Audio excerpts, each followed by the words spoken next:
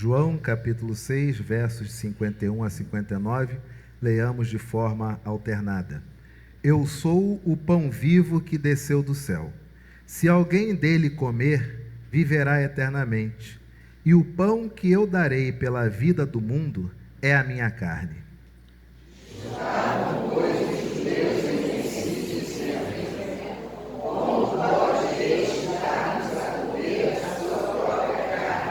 Respondeu-lhe Jesus: em verdade vos digo, se não comerdes a carne do Filho do Homem e não beberdes o seu sangue, não tendes vida em vós mesmos. Quem comer a minha carne e beber o seu sangue tem a vida eterna, e eu ressuscitarei no último dia. Pois a minha carne é verdadeira comida, e o meu sangue é verdadeira bebida.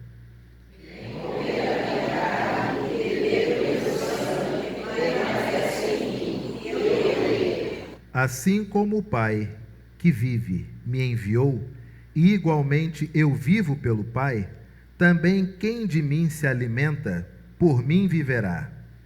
Este é o pão que desceu do céu, em nada semelhante àquele que vossos pais comeram, e com tudo morreram. Quem comer este pão viverá eternamente. Todos, estas coisas disse Jesus quando ensinava na sinagoga de Cafarnaum.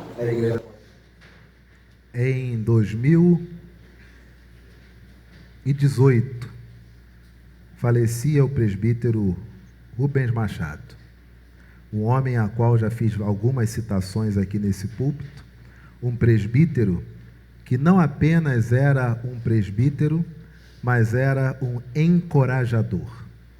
Um homem que ao longo de toda a sua vida, um excelente comunicador, tudo o que ele queria era que as pessoas se alegrassem e sempre estimulava e encorajava pessoas.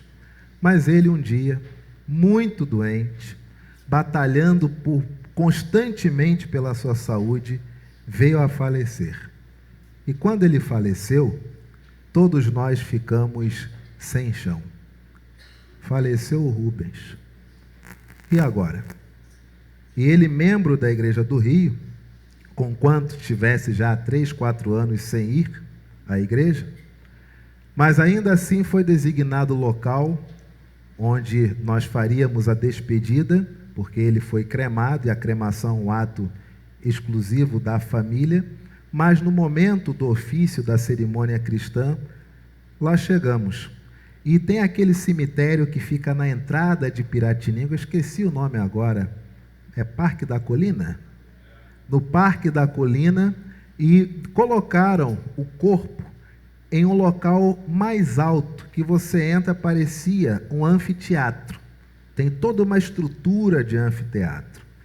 E quando eu entrei ali, que eu vi o Rubens no caixão, e aquela estrutura de anfiteatro, aqueles vidros, tudo transparente, tudo claro, e as pessoas sentando como se fosse um espetáculo, quem entrava ali sabia como deveria ser aquela cerimônia cristã.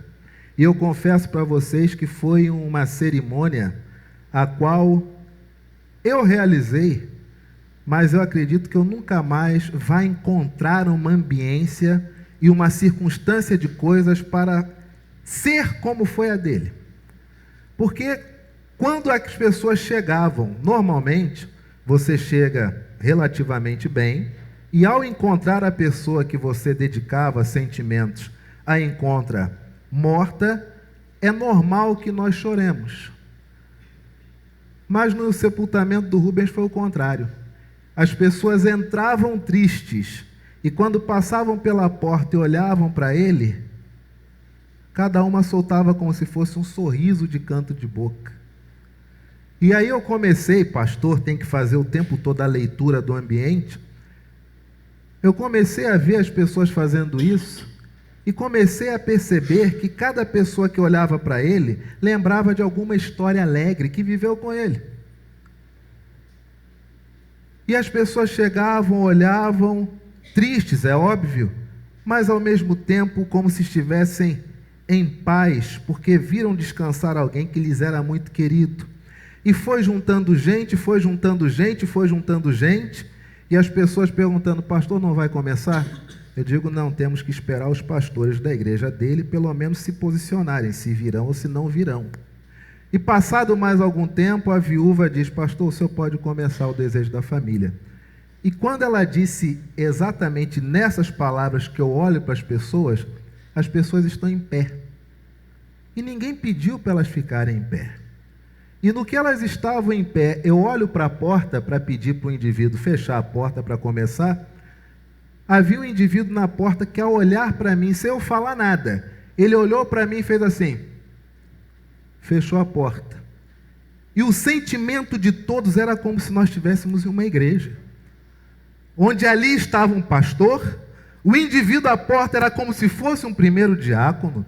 As pessoas colocando-se de pé porque iria começar um ato de culto, mas era um sepultamento com centenas de pessoas, e algumas sequer haviam pisado na igreja que ele fazia parte. E quando começamos aquele ofício, me lembro de dizer: hoje para nós é um dia triste, mas celebraremos a vida do Rubens e passaremos esse momento da cerimônia como ele gostaria que fosse, com alegria. E a família, sem poder comunicar-me nada, uma liturgia simples, colocando hinos que ao final, vêm alguns membros da família e dizem: esse hino era o hino que ele gostava, e eu não sabia. E outras dizem: olha, essa passagem era uma passagem que ele gostava de ler, e eu não sabia. E outros dizendo: olha, esse cântico que foi escolhido foi o cântico que eu ouvi ontem vindo para cá, ouvi na rádio. Acho que Deus está me chamando de volta para a igreja. E é óbvio que eu não sabia. E quando chega no momento da palavra, onde eu olho para as pessoas e começo a perguntar: cadê aqui o André Corda? E levanto o indivíduo a mão e digo: André, eu imaginava você assim, nesse aspecto, com esse tom, com esse cabelo, desse tamanho, porque o Rubens falava muito de você. Cadê fulano? Ele levantava fulano: fulano, eu ouvi muita história sua. Cadê ciclana? Ciclana, finalmente eu estou lhe conhecendo. E uma pessoa diz: o senhor é o Anderson? Eu falei: sim. Ah, ele contava muita história sua. E aquilo que era para ser uma despedida, que naturalmente ela é triste, é óbvio que ela foi triste, mas foi marcada por uma sensação, como se estivéssemos todos como se fosse uma igreja, dizendo um até breve para alguém que veríamos e veremos na eternidade. E aí termina a palavra, vem uma funcionária e dá um testemunho público de como ele era como patrão. E a família prefere nada falar, emocionadíssima, porque depois disseram: nós nunca imaginávamos que a despedida do nosso querido Rubens seria, como ele viveu a vida toda, um espetáculo. Nós nunca imaginávamos um momento alegre. E eu dizia para eles: não tem nada a falar para mim, porque tudo isso quem fez foi Deus, porque de mim não haveria condições sequer de falar uma palavra, que morreu ali, mais do que um amigo, mas morreu um tutor, um incentivador, alguém que quando chegava perto dele, que ele via que tinha um espírito ensinável, ele começava dizendo: você tem os dentes bonitos, podia sorrir mais. Busque ser mais simpático. E dizia o tempo todo: marketing, meu garoto, tudo é marketing. Você não vê fulano como faz isso, não vê ciclano como faz aquilo. Certa vez, quando começamos nossa caminhada em Itaipu, que ele foi designado presbítero plantador, ele me convidou para comer em uma churrascaria. E era a churrascaria mais top lá de Itaipu, hoje nem existe mais. E ele me perguntou: vocês vão almoçar em algum lugar? Falei: olha, tem um local no shopping, no Itaipu, acho que é Multicenter, maravilhoso, a comidinha ali é agradável, o preço é em conta. Ele: pastor, o senhor pode ser meu convidado hoje para almoçar? Falei: claro. Quando cheguei na churrascaria, falei: ei, esse aqui vai embora o salário, hein? Como é que a gente vai fazer com as contas? Mas não vamos falar não, porque, meu Deus do céu, é uma vergonha. Vamos lá.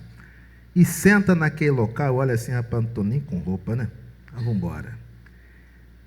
Iglesia nem aí, porque era churrascaria mesmo. E sentamos e começamos a pedir. Ali que eu fui descobrir que existia baby beef, nem sabia que isso existia. E aquele troço todo e etc. Quando chegamos quase no final da refeição, o Rubens diz: pastor, o senhor sabe quem são essas pessoas que estão aqui? Eu disse: não conheço ninguém. Mas eu acho que pelo local, pelo ambiente, por toda essa joalheria que eles estão usando, no mínimo, eles devem ser muito bem-sucedidos. E ele olhou para mim com tanto carinho, com tanta ternura. Ele disse: reverendo, sabe quem são essas pessoas? Falei: não, são suas ovelhas. O senhor é pastor. Essas pessoas são suas ovelhas. Elas ainda não sabem que o pastor delas está aqui. Reverendo, a igreja é para todos, inclusive para esses que aqui estão, com todos os seus problemas, seus questionamentos, suas questões de saúde, questões familiares, questões empresariais. O Senhor é pastor deles. Pastoreie as suas ovelhas. Nossa, aquilo ali para mim foi uma bomba no meu coração. Recém-saído de uma igreja no interior da Bahia, que sobrevivia graças a parcerias como a Igreja da Tijuca, Gávea e Igreja do Rio, agora eu estou em um local onde qualquer um ali é quase tudo e pode fazer qualquer coisa. E chega um presbítero e diz: eles são suas ovelhas. Por que contando essa história toda, se o tema do texto parece em um primeiro momento ser a ceia do Senhor? Diz a palavra do Senhor desde o verso de número 51. Eu sou o pão vivo que desceu do céu. Se alguém dele comer, viverá eternamente. E o pão que eu darei pela vida do mundo é a minha carne. Disputavam, pois, os judeus entre si, verso 52, dizendo: como pode este dar-nos a comer a sua própria carne? A pergunta é pertinente, por isso tem uma resposta. Respondeu-lhe Jesus: em verdade vos digo, se não comerdes a carne do Filho do Homem e não beberdes o seu sangue, não tendes vida em vós mesmos. Jesus está dizendo que só é possível ter vida aquele que compartilha da sua carne, aquele que compartilha do seu sangue, ao ponto dele dizer: se não compartilhar da minha carne, não compartilhar do meu sangue, não há vida. Se não sentar na comunhão dos santos, se não sentir-se como mais um dos meus filhos, se não sorver-me por inteiro, não há possibilidade de haver vida. E lendo esse texto, e me lembrando do que foi aquele sepultamento, me lembro no dia, que naquele momento, ainda me veio à mente: meu Deus, que momento propício para uma celebração da ceia, em pleno sepultamento.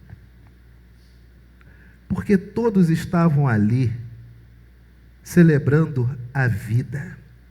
E naquele momento onde todos estavam emanados como se fosse uma igreja, ali havia a valorização da vida, havia a esperança da vida, onde raramente empregados se reúnem para despedir-se de um dos patrões e ninguém está preocupado como é que vai ser o trabalho amanhã, porque só havia uma coisa: agradecer a vida e agradecer pela vida de alguém que se amava. Meus queridos irmãos e minhas irmãs, a ceia do Senhor é um convite à celebração à vida. Por isso que muitas vezes me estranha nós cantarmos hinos, cantarmos louvores. Você tem gente com 15, 16, 20, 30, 40 anos, mas no momento onde lhe é oferecida a bandeja, a pessoa recusa o pão e o cálice Por que não fez sua pública profissão de fé e batismo, ou só sua pública profissão de fé, onde ela alega de si que ainda não está preparada? Como alguém não pode estar preparado para receber a vida? Como alguém que canta que Jesus Cristo é o Senhor, glória para sempre ao Cordeiro de Deus, na hora que vê o corpo de Cristo e o sangue de Cristo tipificados no pão e no vinho, o recusa? Uma vez uma criança pequenininha perguntou-me: quando que eu vou poder tomar a ceia? Eu disse: você crê que Jesus Cristo é Senhor de todas as coisas? Creio. Crê que Deus é teu Pai independente de qualquer coisa? Creio. Crê que o Espírito Santo está dentro de você? O Espírito Santo está dentro de mim? Está. Você crê? Mas como que ele está dentro de mim? Então ainda não é hora de tomar a ceia. E aí, mais recentemente, quero tomar a ceia. Você crê que Deus é seu Pai? Creio. Você crê em Jesus como Senhor? Creio. Você crê no Espírito Santo dentro de você? Eu já tive essa aula, eu creio. Então você está apto a tomar a ceia. É só isso. O que passa disso? Quando um apóstolo, conversando com o eunuco etíope, fala sobre a questão do evangelho, o etíope olha a água e diz: ali está a água, o que me impede de ser batizado? É simples. A palavra do Senhor ainda diz, no verso de número 54, quem comer a minha carne e beber o meu sangue, tem a vida eterna, e eu ressuscitarei no último dia. Meu Deus, quantos cristãos estão apelando para tudo quanto é tipo de utopias, para as mais diversas religiosidades. E entenda, não é errado ter uma religião, mas é curioso como a pessoa junta tantas religiões e evidencia em si as suas dúvidas emocionais e mentais, porque conjuga religiões que são totalmente opostas entre si, em busca de saber o que acontecerá na sua morte. A religião só serve para isso. O que é a religião? A religião é algo que diz o que vai acontecer com você depois da morte. Em vida ninguém pode arriscar, porque você é independente. Mas depois da morte, cada religião vai dar o seu pitaco. E aí vem o Evangelho, onde Jesus transcende toda e qualquer religiosidade, onde ele não fala de denominações e sistemas de pensamento, onde ele vai logo para o resumo dizendo: quem comer a minha carne e beber o meu sangue tem a vida eterna, e eu o ressuscitarei no último dia. Esse texto não deixa dúvidas. E por que tantos cristãos recusam, não apenas os adolescentes, que ainda se tem uma desculpa, porque talvez não tenham entendido que já têm maturidade para celebrar a ceia, mas você vê muitas vezes adultos, nas várias igrejas que já passei, inclusive, onde eles recusam os elementos, porque entendem que estão em pecado. E a palavra do Senhor, através de Paulo em Coríntios, diz: examine-se, pois, o homem a si mesmo, e tendo encontrado pecado, rejeite o pão e o vinho, não é isso?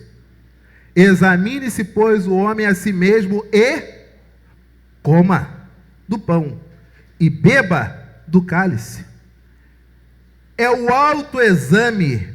E quando eu reconheço quão pecador eu sou, não me resta outra alternativa senão sorver esta carne, sorver este sangue, tipificados no pão e no vinho. Quanto mais reconheço meus pecados, mais sou dependente da celebração do corpo e do sangue de Cristo. A palavra do Senhor ainda diz no verso de número 55, pois a minha carne é verdadeira comida, e o meu sangue é verdadeira bebida. Quem comer a minha carne e beber o meu sangue, permanece em mim, e eu permaneço nele. Quantas vezes, visitando pessoas em hospitais, como é triste a nossa vida. No sepultamento da Irene, veio o Senhor sentou-se do meu lado e me viu de gola clerical e falou: padre, a sua bênção. Eu digo: eu posso lhe abençoar, mas não sou padre, sou pastor da igreja presbiteriana. Ele, com toda delicadeza, disse: a bênção é de Deus, eu recebo de onde Deus quiser enviar. E assim deu. Assentou-se, oramos juntos. Ele disse: eu faço um trabalho aqui de conforto e consolo a quem vem. Eu digo: que coisa boa, tem alguma escala, o senhor pode me botar aí? Ele disse: olha, é necessário passar pela administração do hospital, do cemitério, passar por isso e aquilo outro. Eu disse: eu agora devo viajar para espairecer a cabeça. Quando eu voltar, eu quero conversar com o senhor e quem sabe nós revezamos, fazemos uma escala aqui, mas não quero atrapalhar seu ministério, só quero me colocar à sua disposição. E ele disse: olha, é a primeira vez que eu vejo um evangélico se colocar à disposição de um católico fazendo esse trabalho. Eu digo: bom, o que importa é que estamos aqui nós dois. É só isso que nos interessa. E eu estou à sua disposição. Está aqui meu telefone, o senhor fica à vontade. Quando eu voltar de viagem, eu virei aqui e conversarei com o senhor. Ele agradeceu e foi-se. Mas é esse estado de coisas que nós temos vivido,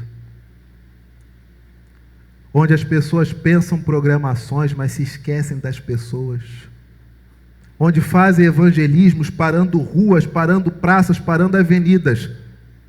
Mas eu ouso dizer que a essa hora, não nos CTIs, porque lá só pode entrar quem é parente, mas ouso dizer que em todos os hospitais, onde as pessoas, os parentes estão naquela sala de espera, que é aberta, aguardando uma notícia do seu parente, da sua pessoa querida que está sendo operada, ouso dizer que não tem um cristão.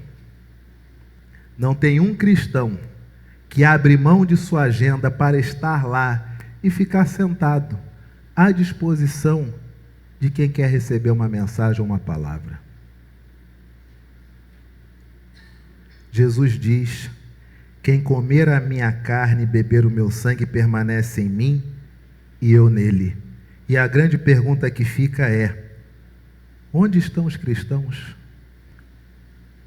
Que Cristo é este que está em alguém, mas este alguém não tem compaixão do outro? Onde estão esses cristãos? Onde estão esses cristãos que discutem tanta forma, tanto formato? Discutem música, discutem ar, discutem roupa. Onde estão esses cristãos? Que uma vez que Cristo permanece neles, eles na vida da pessoa levam a palavra de Cristo. Assim como o Pai que vive me enviou, e igualmente eu vivo pelo Pai, também quem de mim se alimenta, por mim viverá. Este é o pão que desceu do céu, em nada semelhante àquele que os vossos pais comeram, e contudo morreram. Quem comer este pão, viverá eternamente.